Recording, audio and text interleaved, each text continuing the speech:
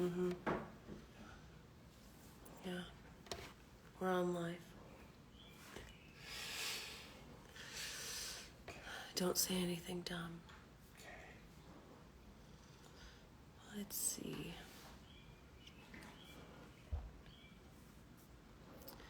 View request.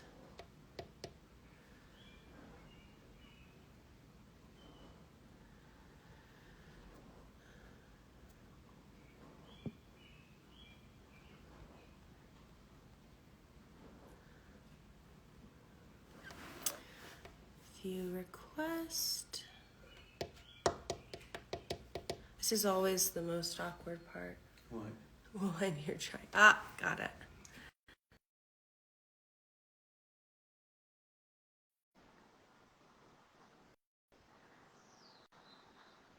I accepted. I know I accepted. Aha. Hello. Hi, how are you? Good. How are you? I'm good. Oh, this is not gonna work. That's better. There we go. Yes. Good to see you. You too. How are things going? Very good. Good. I'm in Utah up in the mountains. Oh, Can't that complain. sounds amazing. Yeah. Where are you? I'm in Columbus, Ohio, so Nice. not as beautiful. But we have been getting sun, which is rare for us. Good. Um, what do you think about us starting maybe with a little on our sleeves introduction for people that may not know what on our sleeves is? Sure. Okay.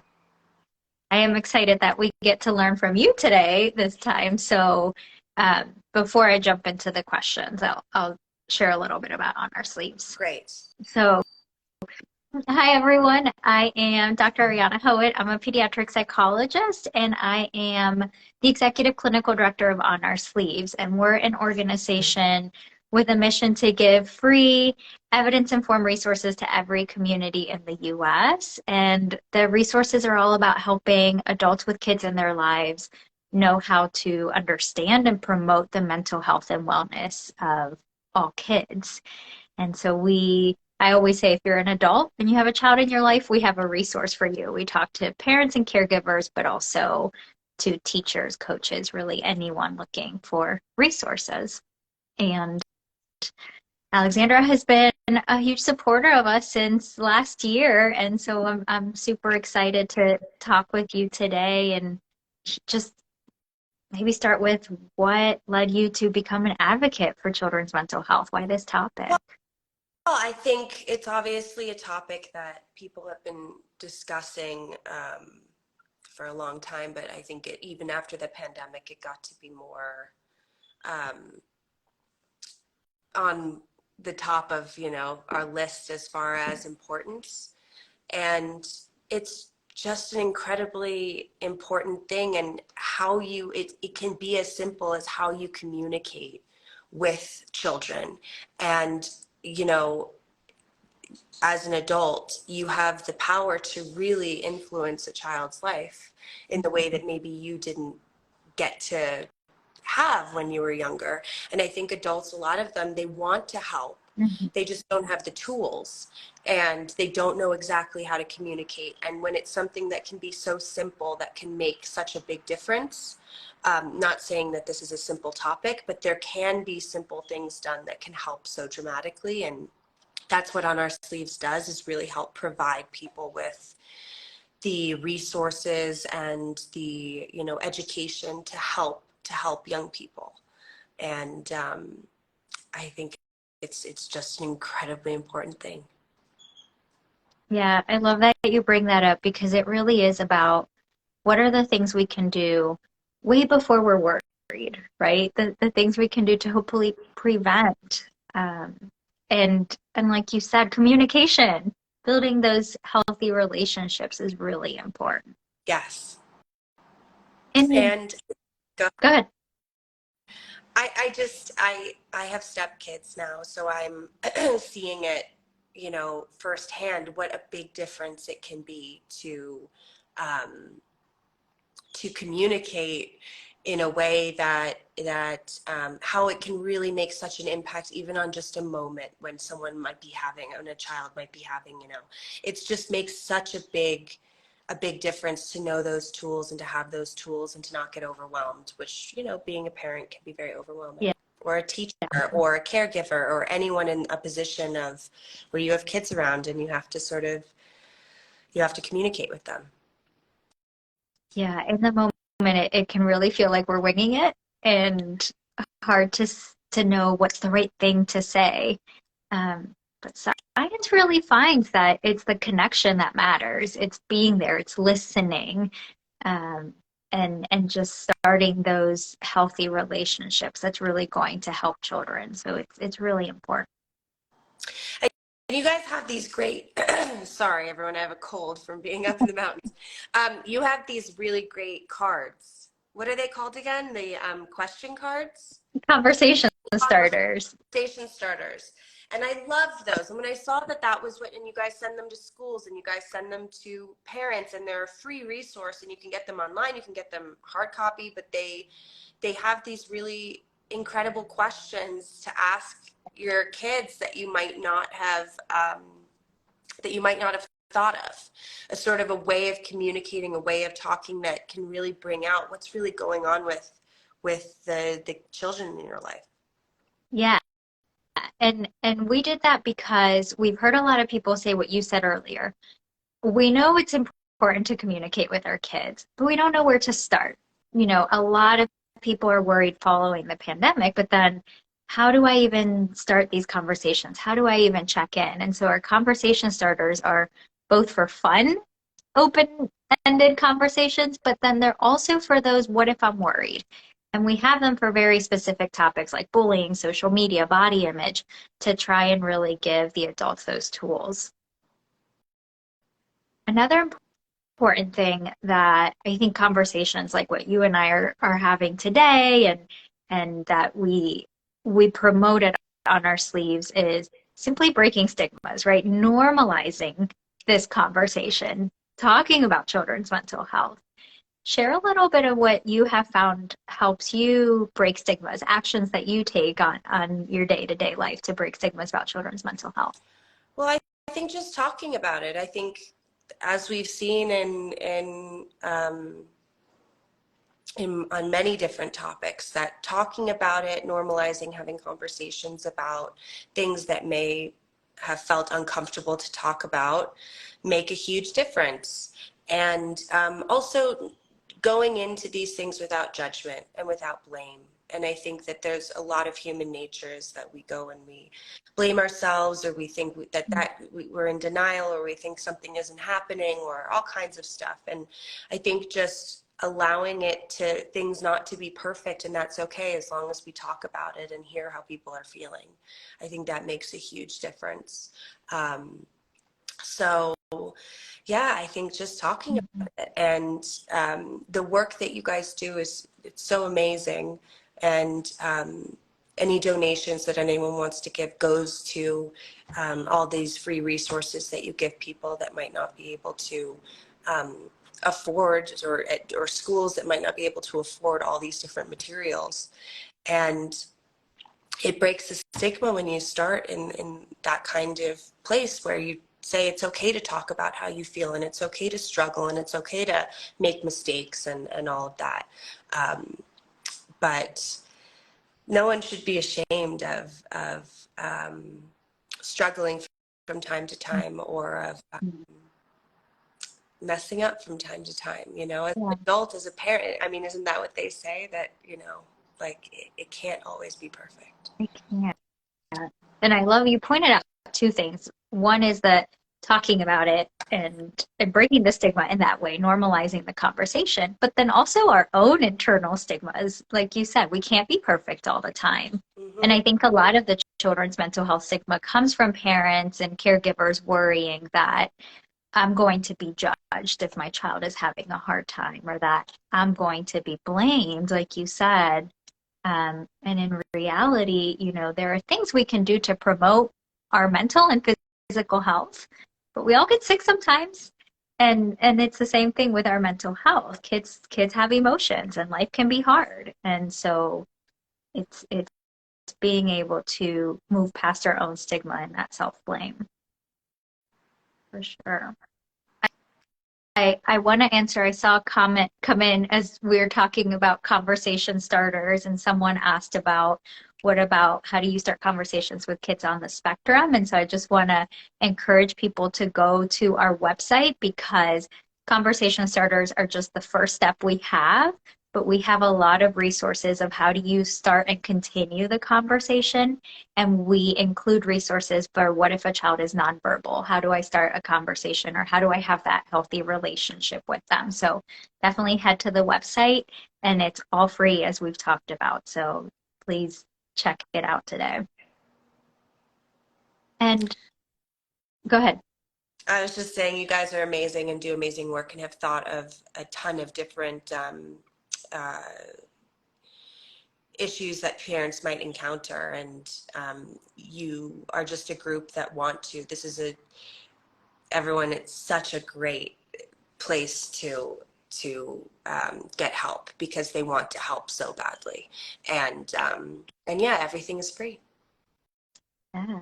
And one thing I didn't mention is everything you'll find on our website is created by behavioral health experts. Yep. So we're all of our resources are created by the experts at Nationwide Children's Hospital. And so you know that it's based on science, and that's what we mean when I say evidence informed. It's that it's things we know help kids.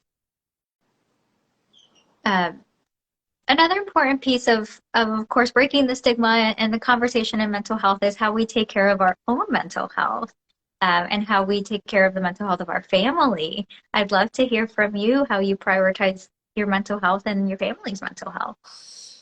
I think, again, it's just about, I think that no judgment. I try not to judge, and you go in and people have, members of your family, friends, yourself. You'll always end up in places sometimes that you might be a little bit, I don't want to use the word ashamed, but maybe that's the right word, just a position that, and I think it's about helping and supporting without judgment. And I think that's all that anyone wants and could ask for. And for myself, I have my own tricks. I go to a lot of yoga, meditation, that kind of thing. I don't know if you guys have this on your, I'm sure you do, but meditation for kids can be an amazing tool for supporting mental health. There have been a lot of studies that show how incredible it is. So I didn't get into that until I was in my 20s, but it's been really useful. And just talking to people and, for me, helping other people, and it makes me feel giving out and helping other people in the world helps as well. So if any of you guys are like that, you can help support On Our Sleeves because they're amazing. Yeah, I love that you bring up kind of finding something as you're an adult that's helpful to you, but then saying like, we know it's helpful for kids too, right? Yeah. So um, being able to, as us adults, introduce it to kids so that they have it as a tool early on is super helpful. Mm-hmm. How do you meditate? Do you do it through like apps or books, or do you go somewhere? I do TM. I do transcendental meditation. So I went a few years ago and I got my mantra. You go and you're given a mantra that you're not allowed to say out loud. And then that's sort of, I mean, it's the same as any kind of meditation. There's even like tea meditation. You sit and you go like this, and then you um, basically repeat your mantra over and over. And any other thoughts that come in, you just sort of view them as something that's far away. Hmm. Speak. You don't try to get rid of them. You just sort of go, oh, they're there. But you can do that with all different kinds of things. There's even like this tea meditation where you go and you make tea and you just focus on the heat of the tea, the water, the steps that it takes, and you do everything sort of very slowly and methodically. And I think that can help. It's about helping to break patterns in your when your mind's running away with you, you're getting really anxious or you're overthinking something, or you can't really break out of a cycle of thought, which I think is common in anxiety. Um, meditation can be great. And yoga is a form of meditation Mhm. too, if you guys want to try that out. And the great thing about YouTube is there's a million great guiding, like they can guide you Yeah. through meditation, they can guide you through yoga. So in between watching, dog videos or whatever, you can go and do something for 15 minutes that helps calm your mind. Yeah. It's such a wonderful, we're so busy every day, um, that taking a pause to purposefully do something mindfully, like you described, making tea and noticing the smells and the temperature and the taste, it is so powerful to purposefully slow us down. And again, as adults, we're the models to kids. If we show that practice every day and we take care of ourselves, then we can be better for them and they're learning from us. I love to do yoga too as a form of stress, and I do it in the evenings when my 3-year-old's around. And so now she's like, oh, let's do yoga together. And she knows the names of certain stretches. And so she's picking up those practices that, like you said, it was something I didn't start doing until I was older, but she's growing up with that. It's amazing. It's cute to see her do her little stretches. Yeah, my friend's son does that too. He's so It's cute. great. Namaste. It's very cute. That's awesome. Yeah.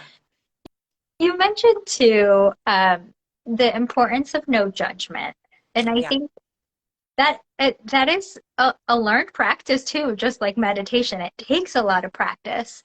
Um, I'd love for you to give some examples of that because I do think it's hard, especially when it's adults talking to kids. We want to jump into this advice giving and I know more, I'm the expert, let me tell you what to do. But sometimes that's not what people want out of us when they come to us. Well, I'm not an expert, so you have to tell me if my gut feeling on this is, and it's usually with other adults, I think, Mhm. because we all have our inner child. But I think I just think, yeah, I mean, no judgment. I mean, it's just not saying, oh, this person's apartment is so messy. Mhm. This is disgusting. That's judgment, right? Mhm. Instead of you look at it from a different perspective of, oh, this person's dorm or apartment is messy. They must really be going through something. Let me help them. And maybe it's messy again the next week after you helped, if they want the help, but then you don't judge them still, because you have to sort of look at things from, why is this person doing this? And I think, Mhm. uh, you know, being an actor, you think about that all the time with your characters, because sometimes your characters do things that you go, why would they do that? Yeah. But I think it's a lot about, there's always a reason behind it. Maybe that person needs extra support, or maybe they went through that. So I try not to judge. Um, and with children, yeah, you can't, I mean, it's hard to judge a child. And I think, Yeah. I don't have children of my own, but I know how worried parents get. And Mhm. I think it's just about knowing, like, things are messy sometimes. That's okay. Um, I think sometimes we jump into getting, well, there's all different kinds of issues, right? But I think just knowing that life is messy, that Mhm. that that's okay, and that feeling things and having big feelings is normal, and it's actually what we're programmed to do. Now, getting those feelings under control, of course, is important, but it's okay, especially when you're a kid, to have big feelings and to be able to express them, and there should be a place for those to go.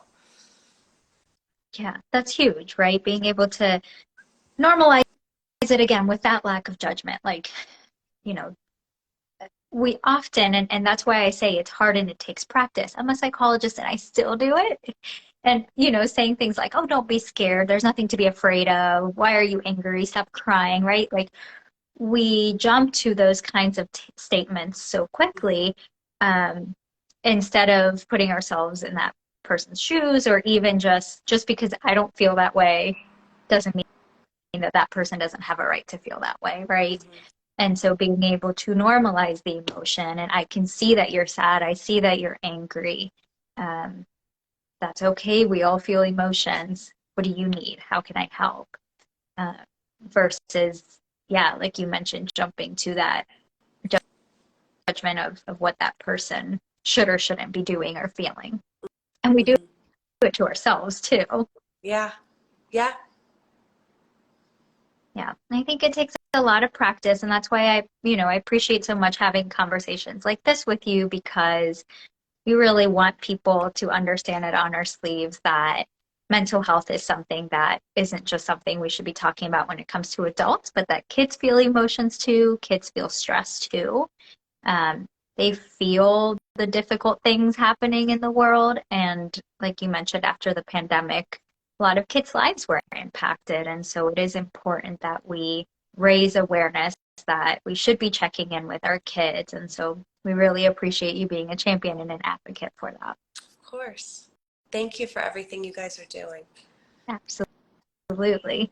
Um, and I think, oh, I was trying to follow the comments, but they're flying in. um, I think that um, one last thing I wanted to talk about is I know you posted with the I Support Children's Mental Health shirt, Yes. and so just wanted to talk Only about not that. wearing it because I accidentally left it in Well, um, anyone can have that shirt. If you go to our website, it is our shirt that we give to our monthly donors. So if you love it, you want to wear it, want to, then just go to our website, look up our monthly donor program, and you can have the shirt too. Anything I didn't ask you about today that you were hoping we could touch on? No, I think that's great. Guys, this is such a wonderful group to support on our sleeves. Check them out. Use their resources. They're really wonderful and they want to help. So that's really all I want to say. Well, I appreciate it. I hope you're now, since you're in the mountains, that you're getting a lot of time to meditate in nice, peaceful spaces. Yeah, or yeah, my cold is not helping. Yeah. But Is it yeah, cold there? beautiful. It's nice. There's still snow. I Oh, wow. actually probably not the smartest thing, but went on a hike yesterday with my colds, and Oh, good. it's beautiful. We went up. There was tons of snow, and it's really beautiful. That's another great meditation is to go on a hike. Yeah. Yeah. Yeah. Yes, we definitely have resources on teaching kids meditation or mindfulness. And so um, being outside, being outdoors, all great things for our mental health. True. Well, I appreciate you so much. Thanks for the conversation. Thanks for always supporting On Our Sleeve. And I hope you feel better soon. Thank you. Me too. Bye, guys. Bye.